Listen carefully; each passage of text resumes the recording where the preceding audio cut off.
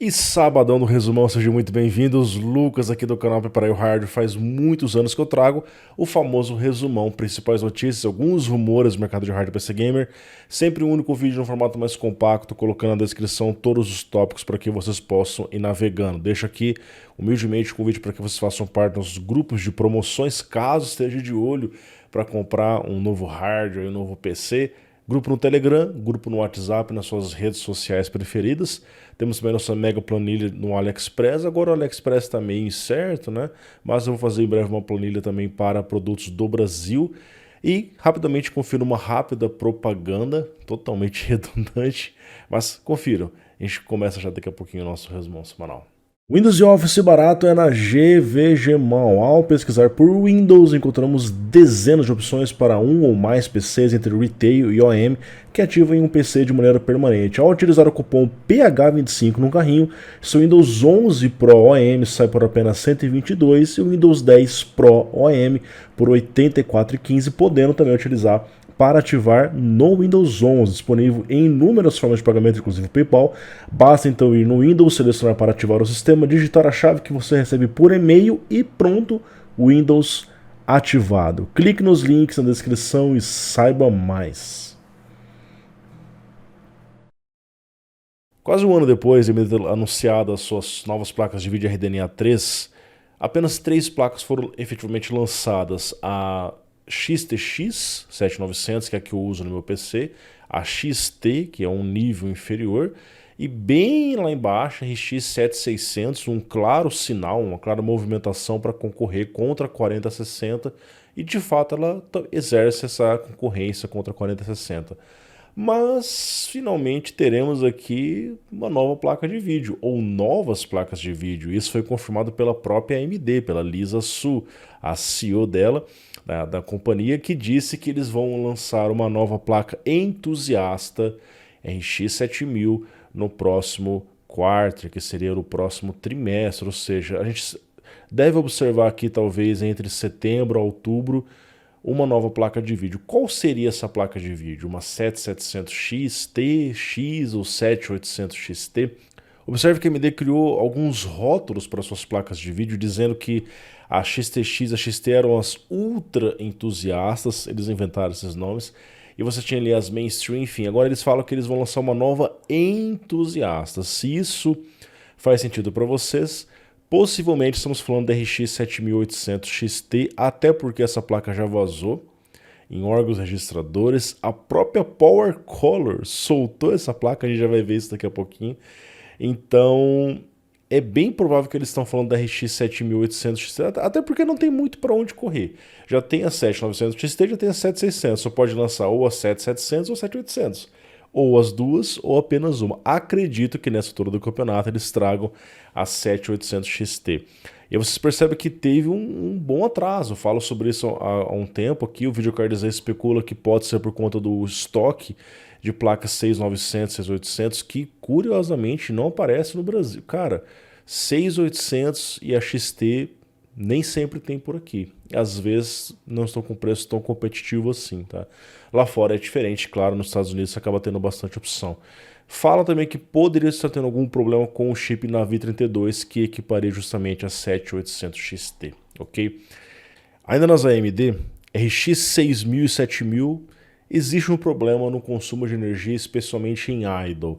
Eu tenho essa experiência aqui com a minha XTX, quando eu estou usando ali os meus 3 monitores, 2 ligados na placa de vídeo em idle, a placa fica entre 60 e 70 watts, que é um consumo de energia alto para quem não está fazendo nada com o PC. E se você olha um hardware da Nvidia, cara, tipo, algo, vamos colocar ali algo equivalente, uma 4080.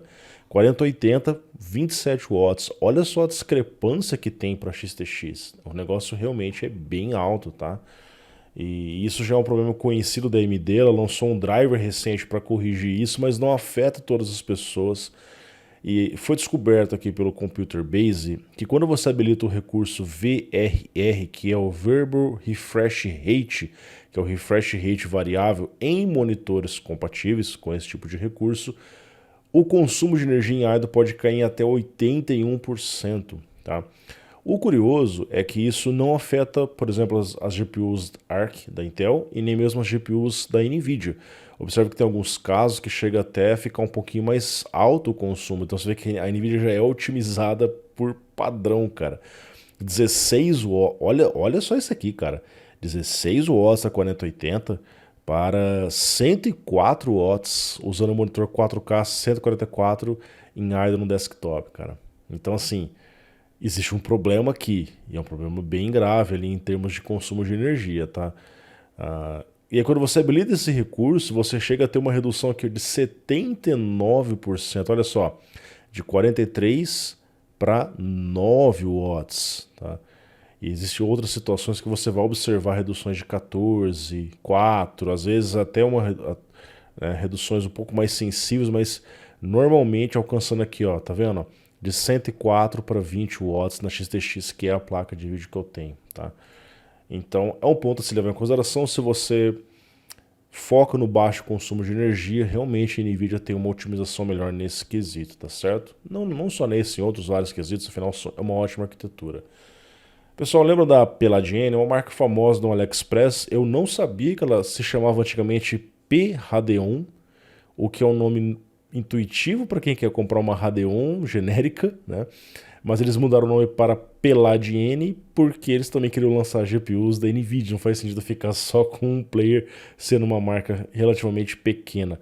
Ocorre que eles lançaram uma RX 6500 XT de 8 GB. Isso aqui não é novidade. A Sapphire já fez isso no passado, mas elas não acabam não se popularizando. O que acontece, pessoal? Essa é uma placa bem limitada. Ela tem um PCI Express X4, que é uma das coisas mais bizarras que eu já vi em toda a indústria do hardware. Capaz de codec, tudo isso eu já falei em vários reviews aqui no canal, né? Mas quando você coloca mais memória, você alivia um pouco a questão do PCI Express capado. Por quê?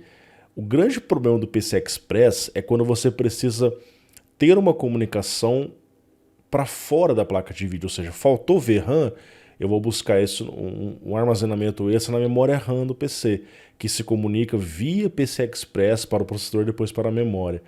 E aí, quando você tem um PCI Express limitado, capado, como é o caso dessa placa, acaba acontecendo muito stutter, perda de performance. Quando você coloca mais memória, você alivia isso. Porém, a placa continua sendo uma placa low-end, uma placa fraquíssima, né?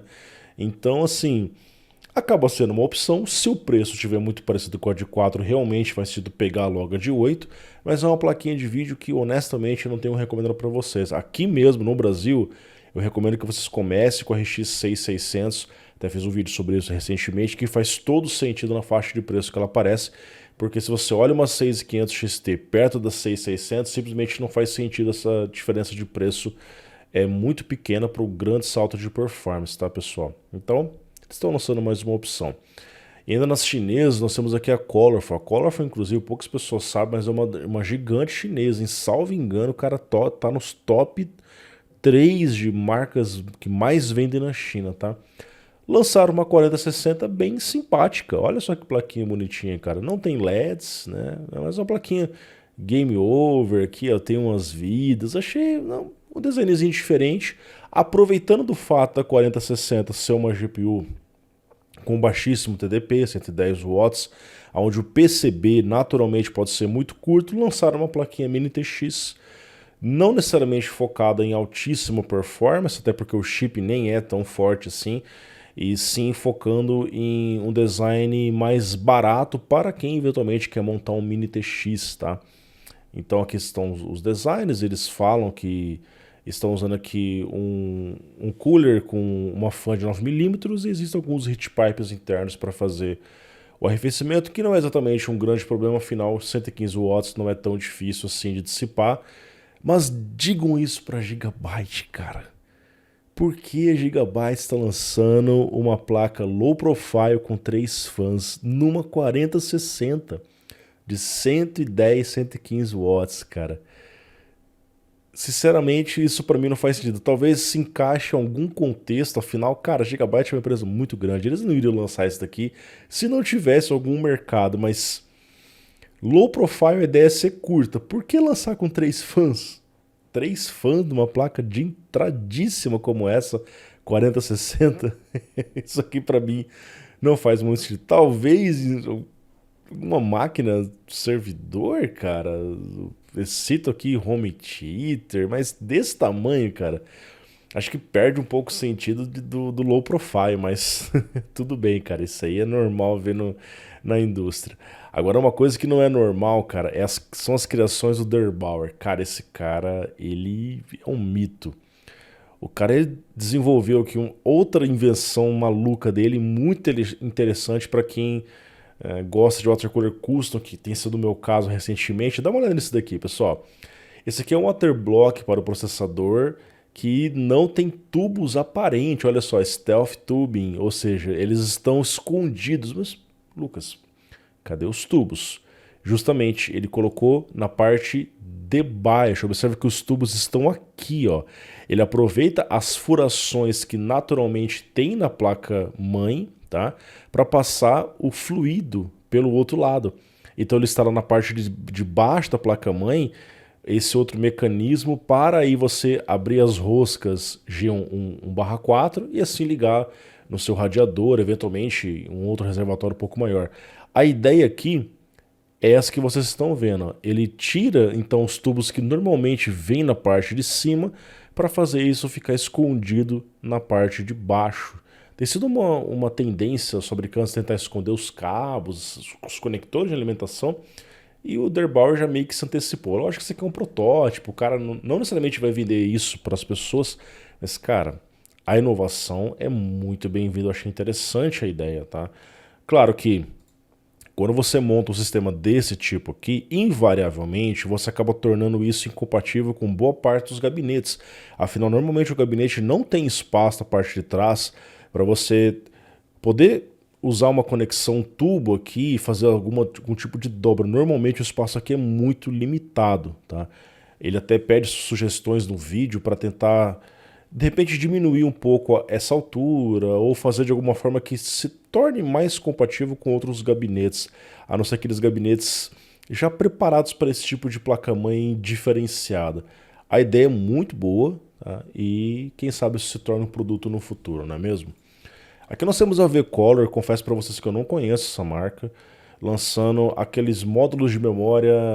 Eles chamam ele de não binário, porque eles fogem do padrão, que é 4, 8, 16, 32, 64. Então ele são módulos de 48 GB e dois módulos dele formam 96.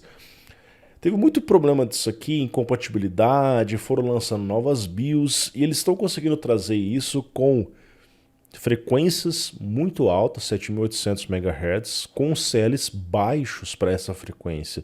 Então isso não estava sendo comum ultimamente, mais marcas têm oferecido isso para as pessoas.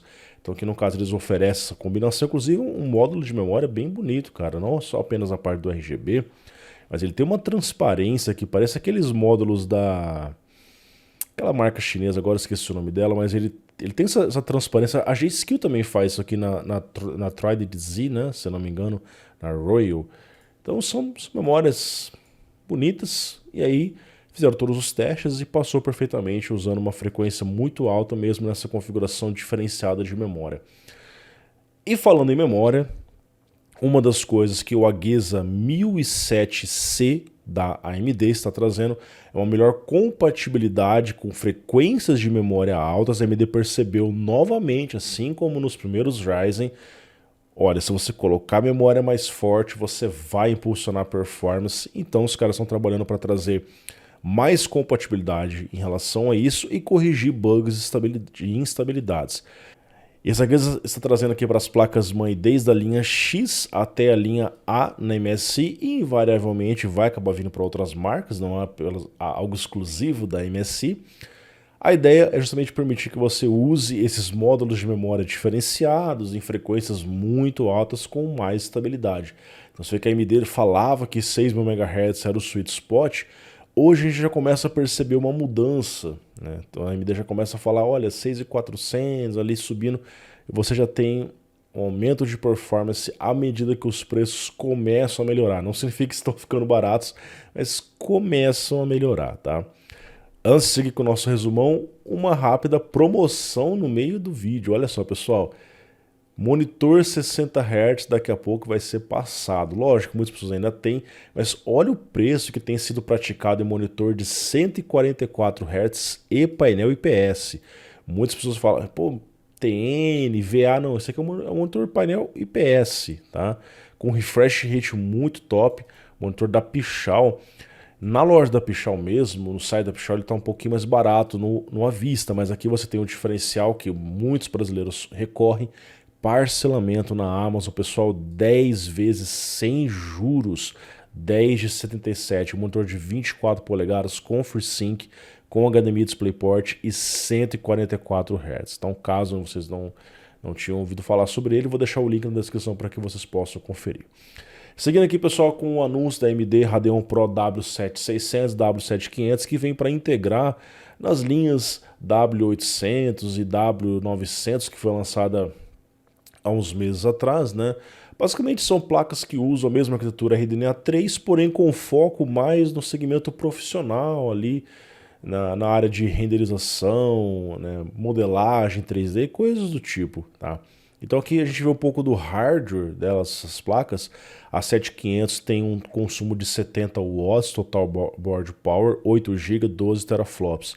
A W600 é um corte da mesma GPU, com um consumo de energia um pouco mais elevado, 20 teraflops, que vocês podem observar os preços, que inclusive em relação aos preços, a própria AMD cita aqui as supostas concorrentes da NVIDIA. Então a A2000 ela tem um pouco mais de VRAM, ela perde na performance aqui no SpecView Perf, por exemplo, e oferece um consumo de energia menor, então ela também tem os seus diferenciais, mais VRAM, menos consumo, só que ela está um pouquinho mais cara.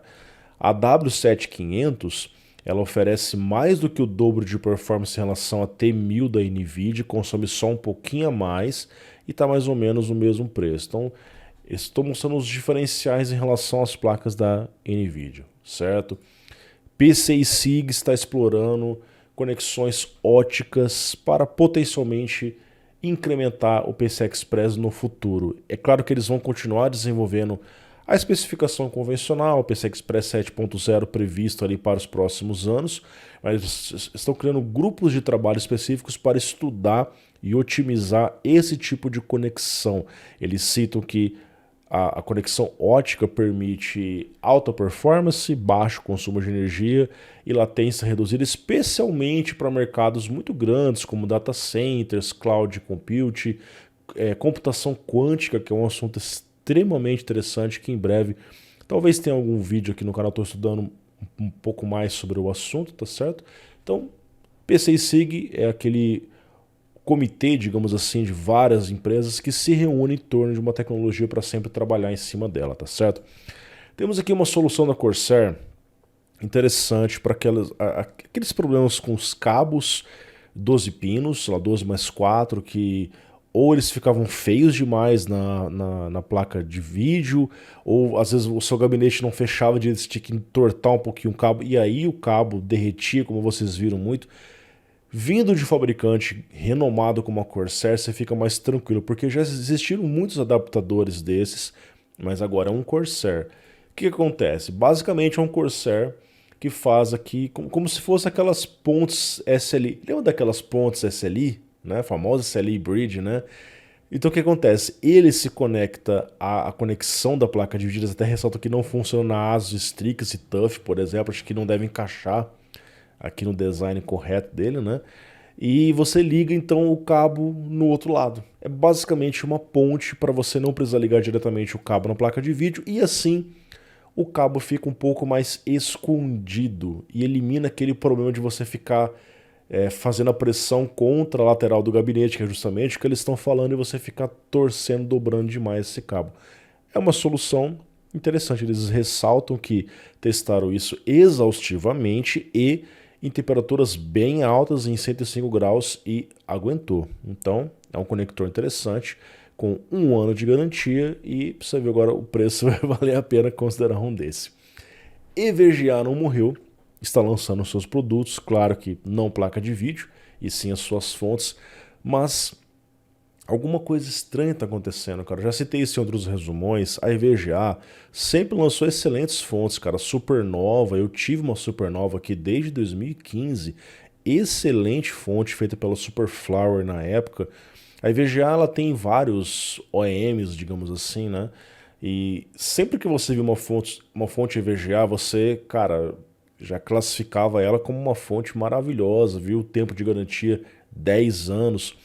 Essas novas supernovas que estão trazendo um design ATX 3.0, então suporta aquele Power Excursion de até 235%, significa que ela pode entregar por um tempo muito pequeno até 235% o que ela tem de potência nominal, que é um negócio bem interessante, tá?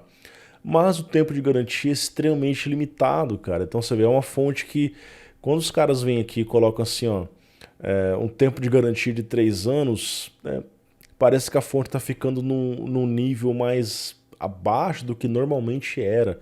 Coloca em xeque credibilidade, às vezes, o que tem internamente na fonte, diante de tantas marcas que dão 5 anos, 10 anos, 7 anos, né? Então, assim, alguma coisa estranha está acontecendo com a EVGA. A EVGA sempre foi sinônimo de qualidade máxima. A gente vê fonte de 3 anos e o preço, se você for ver lá na Newegg dos Estados Unidos, o preço não é baixo para compensar essa garantia. Então, eu acredito, cara, que isso aqui possa ter a ver também com um futuro fim até do segmento de fontes. Depois que eles saíram de placa de vídeo que eles dominavam nos Estados Unidos, não duvido que possa deixar as fontes também, cara. E aí dá 10 anos de garantia, ia segurar a empresa por muito tempo, né? 3 anos, de repente, já não segura tanto assim. Espero que eu esteja sinceramente errado, galera. Olha só, a HWin foi excelente software grátis, inclusive. Já está listando a 14ª geração Raptor Lake Refresh. Eu fiz um vídeo recentemente sobre isso, dando a minha opinião, né? E como a AMD deve se comportar com esse lançamento. Então, basicamente, eles têm acesso às especificações e pré-listaram isso no seu software antes mesmo que os CPUs sejam lançados. Isso significa que está muito perto do lançamento. É esperado que em outubro apareçam os CPUs Intel de 14ª geração. É especulado que o i7 vai ganhar mais núcleos, o i5 potencialmente também, e cita ali que o i3 possa ser 6-core pela primeira vez na história, fazendo com que a Intel não tenha mais CPUs quad-core no line-up principal, que seria uma coisa fantástica para a concorrência, com certeza iria melhorar demais aí os preços para a gente, tá certo? Agora, pessoal, olha só essa plaqueta aqui, cara, a PowerColor divulgou a 7800 XT. Dá para falar que isso aqui é rumor? Bom, eu vou tratar como rumor porque não foi lançado, mas tava no site da PowerColor, cara. Um dos principais parceiros da AMD. 7800 XT 16 GB. Então, que placa será que a AMD está falando que vai lançar? Não, acho que não é. Acho que é 7700 XT, não é 7800 XT, não. Aqui vocês estão vendo o modelo muito parecido com as gerações anteriores, realmente, né? Cara, precisamos avaliar internamente depois, se eu tiver a oportunidade de testar, claro. Mas em termos de hardware, aqui nós vemos o corte que foi feito em relação a GRE e em relação a XT. Então ela tem 60 compute units dos 84 da XT, é um belo corte, tá? Ela passa a ter 3.840 string processors, certo? 256 bits, 16 GB, com a memória em 18 GB também, a mesma largura de banda da GRE, só que com bem menos CUDA core, string process CUDA core, a gente fala das NVIDIA, né? Observe que existe um gap grande em relação a 7600, mostrando que ainda potencialmente existe o espaço para você ter uma 7600 XT com de repente 2560 string processors e mesmo espaço para existir uma 7700 XT próximo dos 3000, 3100. Em tese, a 7800 XT deve entrar para concorrer contra a 4070. Em alguns cenários, talvez belisque na 4070 Ti, mas normalmente 4070. E você vê que isso também significa que a AMD está fazendo um corte grande aqui nessas placas, porque na geração passada uma 6800 XT brigava contra a 3080, tá? e aqui a 7800 XT brigando contra uma 70. Precisamos aguardar na prática como é que vai ser o nível de performance, mas vendo como é a performance da GRE e da 7600, dá para você especular como seria essa placa com o dobro de compute units da 7600, né? Vamos aguardar as confirmações finais, especialmente de preço, porque isso pode ser realmente um diferencial da placa em relação à NVIDIA, apesar que a AMD não tem feito muita concorrência sólida com a NVIDIA, então às vezes o preço só ok é esperado, tá? Lembra daquele cooler da 4090 Ti? A gente sabe que a NVIDIA supostamente até cancelou essa placa, não vai lançar, porque simplesmente não precisa, cara. Não tem concorrência da AMD mesmo, né? A 4090 tá lá tranquila, a 4080 ainda tem concorrência da XTX. E aí a NVIDIA falou assim, cara, deixa essa placa para lá. Os caras mostraram um pouco de como é o cooler dessa placa, inclusive um cooler no design bem diferenciado, eu já até citei para vocês, aonde o PCB ele não tá de pé, ele tá deitado na placa-mãe, paralelo com a placa-mãe, negócio bem diferenciado, né, cara? Então o cooler ele tá numa posição inversa do que normalmente ele tá. Ele tem 22 heat pipes, tem uma fanzinha extra aqui no meio, são 3 fãs. Normalmente os coolers Founders eram 2, uma na frente e uma atrás. Agora você tem uma fan intermediária no meio para lidar com todo esse potencial calor. Essa placa teria 600 watts de total board power, insano. Possivelmente com uma temperatura muito boa, afinal, olha o tamanho desse monstro. E eles citam 22 heat pipes para as memórias, para a GPU. E, cara, o negócio é realmente monstruoso. Cara, até a base plate, eles têm uma base plate de cobre.